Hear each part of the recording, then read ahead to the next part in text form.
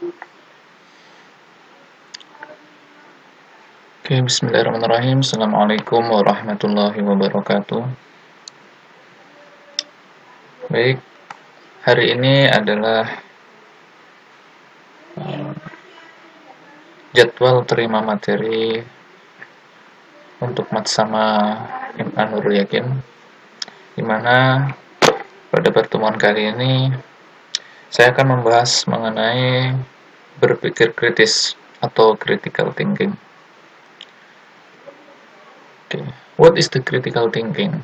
Apa yang dimaksud dengan berpikir kritis? Pada materi ini saya akan membagi ke dalam dua definisi. Yang pertama yaitu pengertian berpikir kritis dalam perspektif Islam. Kemudian yang kedua, berpikir kritis menurut para ahli. Baik, selanjutnya kita ke bagian pertama, yakni berpikir kritis dalam perspektif Islam. Ibnul Qayyim rahimahullah mengatakan bahwa tafakkur atau berpikir merupakan proses memahami kebenaran suatu perintah antara yang baik atau al-khair dan yang buruk as-shar, untuk mengambil manfaat dari yang baik-baik serta bahaya dari suatu keburukan. Al-Hajat tahun 1988 halaman 270. Dari penjelasan di sini dapat dipahami bahwa berpikir merupakan suatu proses yang dapat memilah-milah mana yang baik dan mana yang buruk. Oleh karena orang yang berpikir, tentunya dia sudah bisa memilih-milah mana yang baik dan mana yang buruk. Kemudian tafakur juga sangat erat kaitannya dengan tadzakur, yang berarti menjaga, upaya menjaga apa yang telah ia ingat atau yang ia pahami.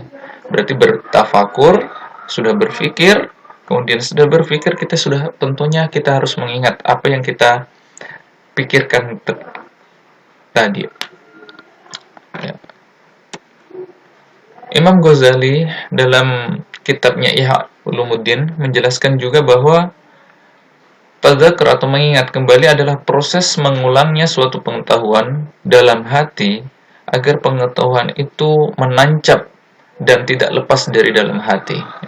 Apabila kita sudah memikirkan suatu pengetahuan, kita mendapat suatu pengetahuan, maka kita mengulangnya kembali, maka pengetahuan tersebut akan menancap di dalam hati, akan terkenang di dalam hati, sehingga sulit untuk dilupa. Sehingga dapat disimpulkan bahwa orang yang dapat berpikir dengan baik, maka tentu hatinya juga akan ikut baik. Ini sama dengan sesuai dengan uraian hadis riwayat Bukhari dan Muslim, di mana juga dikatakan bahwa dalam jasad itu ada satu daging, ada sebuah gumpalan, di mana apabila gumpalan itu baik, maka ikut baiklah segalanya. Ya, apa itu? Yaitu hati. Ya. Makanya antara pemikiran, kemudian tadzakur dan hati itu adalah suatu kaitan yang sangat erat. Apabila orang sudah memiliki pengetahuan, hatinya baik, maka berkaitan pula dengan sikapnya. Apabila sudah memiliki pemikiran yang baik, hatinya juga baik, maka tentu sikapnya juga pasti otomatis akan baik. Itulah kerangka berpikir kritis dalam perspektif Islam. Baik, kemudian kita lanjut pada definisi yang kedua, yakni definisi berpikir kritis menurut para ahli. Ya. Di sini ada beberapa para ahli. Yang pertama itu menurut Robert Ennis, ya, yang mengatakan bahwa berpikir kritis adalah suatu proses berpikir reflektif yang berfokus pada memutuskan apa yang diyakini atau yang dilakukan. Ya. Yang kedua, menurut Ratna, berpikir kritis adalah kemampuan untuk berpikir secara logis, reflektif, sistematis, dan produktif yang diaplikasikan dalam membuat pertimbangan dan mengambil keputusan yang baik. Kemudian pengertian menurut Chance, Berpikir kritis merupakan kemampuan untuk menganalisis fakta, mencetuskan, menata gagasan, mempertahankan pendapat, membuat perbandingan, menarik kesimpulan, mengevaluasi argumen, dan memecahkan masalah. Ya, jadi dari ketiga definisi tersebut, kita dapat mengambil kesimpulan bahwa pemikiran kritis adalah suatu pemikiran yang logis, ya. Pemikiran yang betul-betul kita kaitkan dengan informasi yang nyata, yang real, ya. Kemudian dia disusun secara sistematis, ya, tersusun, ya. Kemudian produktif, ya. Dia dapat menciptakan suatu gagasan yang baru atau dapat menciptakan suatu kesimpulan sehingga terpecahkanlah suatu masalah yang sementara kita bahas tadi. Nah, seperti itu. Jadi ketika kita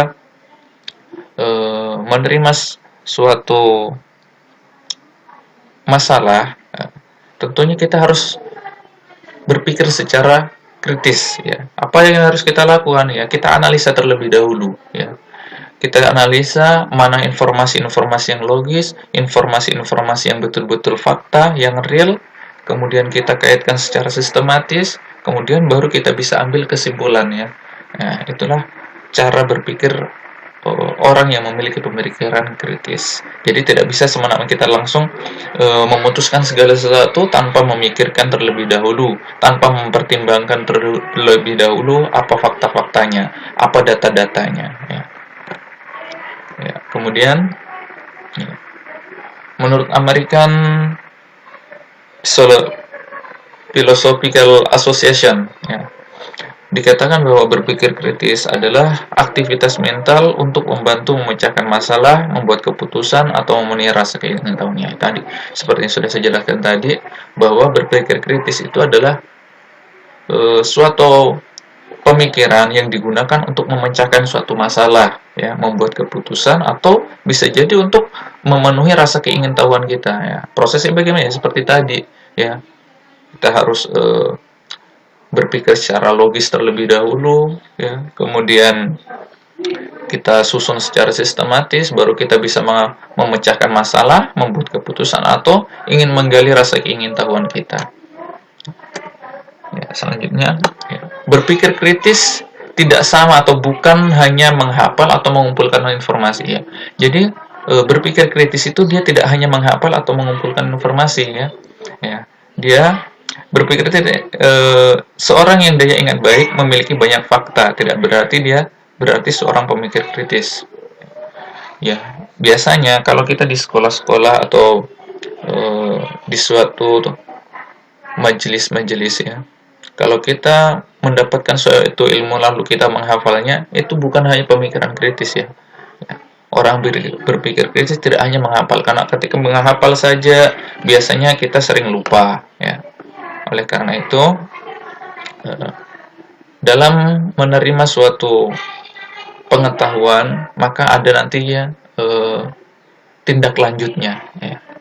Tidak hanya dihafal saja materi atau pengetahuan yang sudah kita peroleh.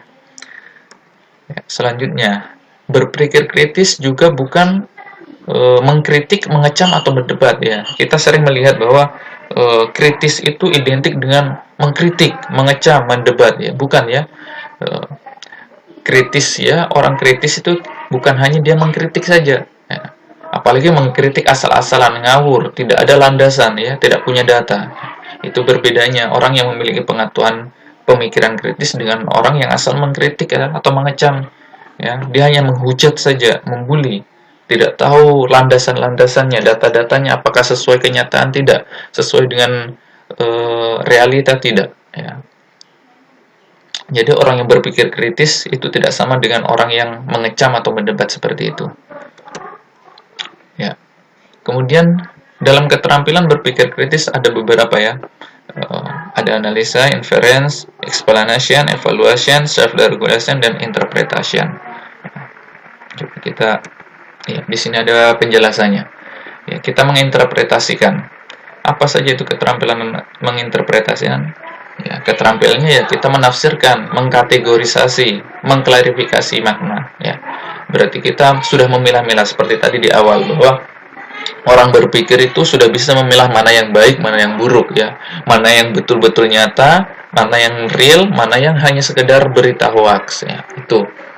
Kemudian kita menganalisa, memeriksa gagasan, mengidentifikasi argumen, menganalisis argumennya. Kita memeriksa lagi kebenarannya, diperiksa mana yang benar-benar betul real, mana yang dia hanya sekedar berita-berita bohong atau berita palsu, ya, itu. Kemudian kita mengevaluasi, kita menilai, ya, mana yang baik, mana yang buruk, mana yang dapat ditiru, mana yang tidak dapat ditiru. Kemudian menginferensi, inferensi. Inference itu mirip kaitannya dengan penarikan kesimpulan sebenarnya. Inference, ya. Dalam inference ini kita memiliki keterampilan untuk mempertanyakan klaim, ya. Kita di sini menggali informasi, kita dapat mempertanyakan kembali, ya. Apakah benar? Kita uji data-data yang kita peroleh, itu kita uji, kita pertanyakan apakah kebenarannya, ya. Apakah teruji kebenarannya, dari mana asalnya, sumbernya dari mana, ya, kita uji, pertanyakan kembali, kita klaim, ya, agar dapat kita menarik kesimpulan, ya. Oh, ternyata substansi atau pembahasan yang kita bahas itu tentang ini, ya. Oh, ini datanya betul-betul real. Oh, ini hanya sekedar berita bohong, ini hanya berita hoax. Ya, kemudian setelah kita inference, kita lanjutkan dengan penjelasan, kita berikan, kita nyatakan hasil yang kita peroleh tadi, ya.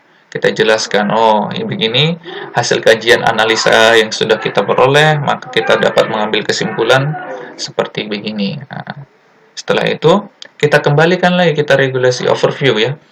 Kita koreksi kembali, kita koreksi ke diri, apakah sudah benar-benar cocok atau belum, ya. Apakah sudah benar-benar data ini sudah benar-benar valid, ya, teruji, atau dia masih ada kesalahan. Kalau masih salah, kita ulang kembali, ya. Kita cari lagi, kita gali informasi, kita cari kembali data-datanya, ya.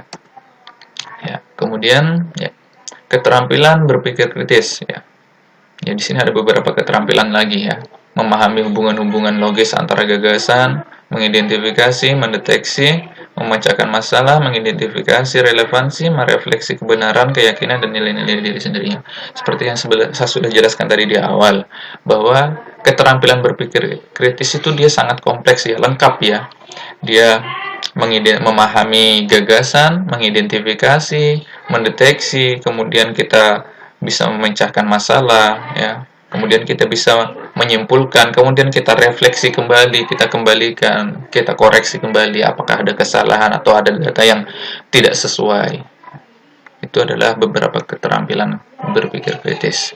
Selanjutnya, ini perbedaan antara pemikir kritis dan bukan pemikir kritis. Nah, ini kalau pemikir kritis biasanya dia orangnya adalah cepat mengidentifikasi informasi yang relevan, memisahkannya dari informasi yang irrelevan. Ya, itu tadi seperti yang sudah saya jelaskan.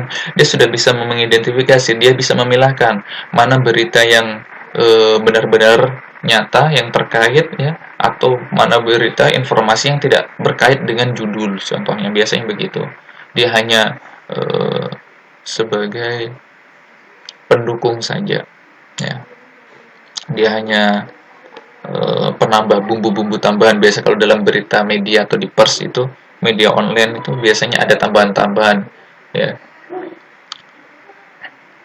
Banjirnya tidak seberapa, tetapi dikatakan banjirnya hujannya membanjiri perkampungan, padahal dia hanya hujan deras saja. Terkadang berita itu seperti itu. Nah, di situ kita bisa memilah-milah mana berita yang benar-benar real, ya, mana berita yang hanya sekedar berita hoax, ya. Tuh. Kemudian, ya, bukan pemikir kritis. Ciri-ciri orang yang bukan pemikir kritis, dia hanya mengumpulkan informasi saja, mengingat tanpa memandang semua informasi itu sama pentingnya, ya. Dia tidak melihat, menangkap, maupun memikirkan masalah intinya. Dia hanya mengambil saja berita yang ada, ya, tanpa dianalisa, tanpa dipelajari, ya, tanpa diidentifikasi kebenarannya, ya. Apakah benar-benar nyata? Tidak, ya. Biasanya dia hanya mengambil saja. Dibilang itu, ya itu, begitu juga yang dia terima. Jadi kalau orang yang memiliki pemikiran kritis, dia pasti akan mendalami informasi yang dia dapatkan. Seperti itu ya. Ya, lanjut. Mengapa kita harus berpikir kritis? Kenapa sih orang harus berpikir kritis? Ya, ini berpikir kritis itu memungkinkan Anda untuk memanfaatkan potensi yang ada dalam melihat masalah, memecahkan masalah, menciptakan dan menyadari diri sendiri ya. Ketika orang memiliki kemampuan berpikir kritis, dia dapat memanfaatkan potensi yang ada dalam dirinya, kemampuan yang ada dalam dirinya dalam melihat masalah ya. Bagaimana dia melihat masalah, apakah dia tanggapi dengan emosional ataukah dia harus tanggapi dengan secara bijak ya. Itu perbedaannya orang yang memiliki kemampuan berpikir kritis. Kemudian dia juga dapat memiliki kemampuan dalam memecahkan masalah. Orang yang memiliki kemampuan berpikir kritis, otomatis dia mampu menyelesaikan masalah dengan baik. Dia tidak menyelesaikan masalah dengan asal-asalan ya. Karena pasti akan ada dampaknya ya. Kita merefleksi bagaimana dampaknya ya. Itu tadi ya. Ketika kita mengambil kesimpulan, kita refleksikan kembali kepada diri kita, apakah benar-benar ini berdampak baik bagi kita atau justru malah berdampak buruk bagi kita. Ya.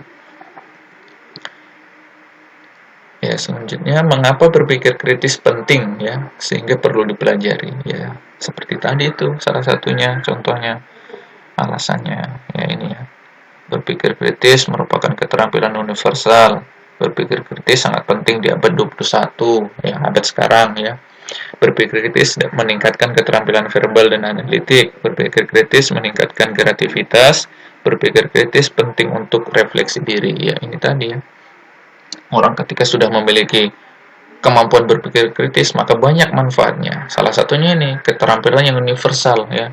Orang yang dapat berpikir secara kritis, ya, dia keterampilannya itu menyeluruh ya, tidak hanya itu saja ya, karena dia bersifat universal. Kemudian berpikir kritis itu sangat penting di abad 21 ini ya. Sekarang ini abad dimana banyaknya berita-berita ya. Kalau kita tidak memiliki kemampuan berpikir yang logis, yang kritis ya, maka kita hanya menyerap berita-berita ya, tanpa kita memikirkan bagaimana realitanya di lapangan, bagaimana keadaan yang sesungguhnya. Kita hanya mendengar berita langsung kita terima, maka disitulah timbulnya masalah-masalah ya. Oleh karena itu, berpikir kritis itu sangat penting dipelajari ya. Ya ini kalau tadi itu manfaat berpikir kritis bagi orang umum ya, secara menyeluruh, secara umum. Kalau sekarang ini terkhusus bagi para pelajar. Apa manfaatnya? Ya ini, membantu memperoleh pengetahuan, memperbaiki teori, dan memperkuat argumen ya. Ya sudah pasti kalau kita memiliki kemampuan berpikir kritis, pasti pengetahuan kita bertambah ya. Pemahaman kita bertambah ya. Kita dapat menyampaikan pendapat-pendapat ya ini. Kemudian kita dapat merumuskan pertanyaan dengan baik ya. Mengumpulkan, menilai, menafsirkan informasi dengan efektif, itu tadi ya. Ketika sudah dapat informasi ya, dikumpulkan, dianalisa ya, baru bisa disimpulkan ya, ada kesimpulan, bisa membuat kesimpulan ya. Kemudian orang yang berpikir kritis, dia biasanya memiliki pemikiran yang terbuka ya. Pemikirannya dia tidak hanya berfokus di itu saja ya. Dia pemikirannya terbuka ya, dia moderat ya. Kemudian ya ini ada bagan ya, bagan dalam berpikir kritis, taksonomi Bloom, dimana yang pertama ada pengetahuan, pemahaman, penerapan, analisa, sintesis, evaluasi ya. Ya semakin di sini dia semakin dalam ya. Sudah kita mendapat pengetahuan, sudah dapat pengetahuan, kita serap, kita semakin paham, sudah kita paham, kita terapkan, kita analisa, kita sintesa, kemudian kita evaluasi ya. Itulah kerangka dalam berpikir kritis. kita bandingkan sekarang menurut klasifikasi WITS, ya, teknik pemecahan masalah. Ya, teknik pemecahan masalah berpikir kritis dengan berpikir kreatif. Ya, ketika berpikir kritis, masalah itu dipecahkan secara linear ya dan berurut ya, lebih terstruktur, lebih masuk akal ya, kemudian lebih berorientasi pada tujuan ya, dia tujuannya jelas ya, tidak lari, tidak menyimpang dari pembahasan ya, itu biasanya. Kemudian kalau pemikiran kreatif ya, dia bersifat holistik, paralel, dia biasanya bagus bersambung ya, lebih intuitif ya, maksudnya dia lebih mengarah pada perasaan ya, bisikan kalbu, emosi ya, dia biasanya menyelesaikan masalah secara emosional ya, lebih kreatif ya, biasanya memang lebih inovatif ya, lebih menarik memang ya, lebih visual ya, lebih faktual ya. Oke, beberapa cara untuk meningkatkan kemampuan kritis ya. Menurut Saversman ya, yang pertama meningkatkan kemampuan membaca secara kritis ya. Cara meningkatkan kemampuan berpikir kritis ya, itu kaitannya ada dengan kemampuan membaca kita. Kalau kita sudah sering membaca, otomatis pemikiran kita juga ikut terbuka ya, semakin luas ya. Semakin banyak bacaan yang kita peroleh, semakin banyak pengetahuan yang kita baca, otomatis pemikiran kita juga semakin luas. Caranya dengan bagaimana? Ini tadi ya, kita garis bawahi ide-ide utama. Biasanya kalau kita baca sesuatu, kita ambil intinya, inti atau ide pokok dari bacaan tersebut. Ya, kemudian dapat melakukannya dengan belajar bersama, mencocokkan ide dengan teman-temannya. Apakah oh menurut saya begini, menurut teman yang lain begini. Nah, itu nanti bisa dicocokkan seperti itu ketika orang yang memiliki pemikiran kritis ya, pemikirannya dia terbuka. Ya, kemudian meningkatkan kemampuan mendengarkan secara kritis ya, otomatis kaitannya orang membaca ya, pasti ya, orang berbicara mendengar ya. Ya, ketika orang diberikan saran, diberikan pendapat, maka sebagai orang yang memiliki pemikiran kritis, kita harus mendengarkan ya.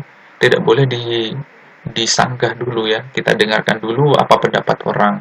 Kalau tidak cocok, baru kita pertanyakan seperti tadi ya. Seperti yang di prosedurnya tadi. Ya. Kita pertanyakan klaimnya lagi. Kita klaim. Kenapa bisa disampaikan begitu? Kenapa pendapatnya dia begitu ya, apa alasannya, sumbernya dari mana ya, sebab-sebabnya kenapa ya, itu kita pertanyakan. Tapi terlebih dahulu kita harus dengarkan dulu, itu adab juga ya, bagian dari adab ya.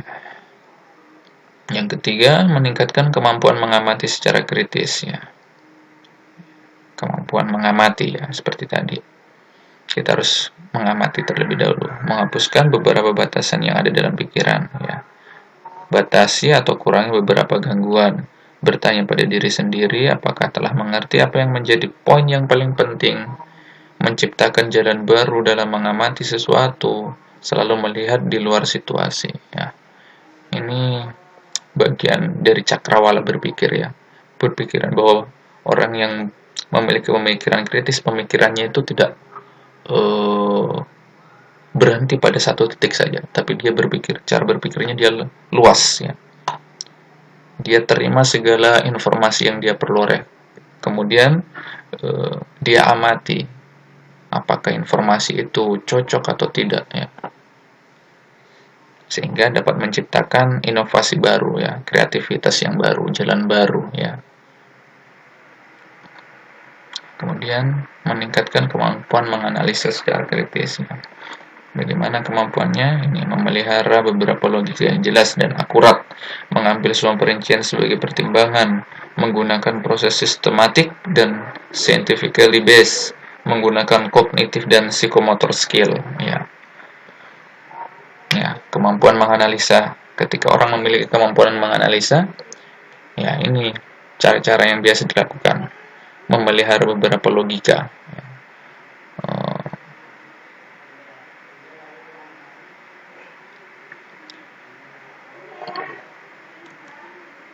Kemudian critical thinking dalam metode problem based learning ya.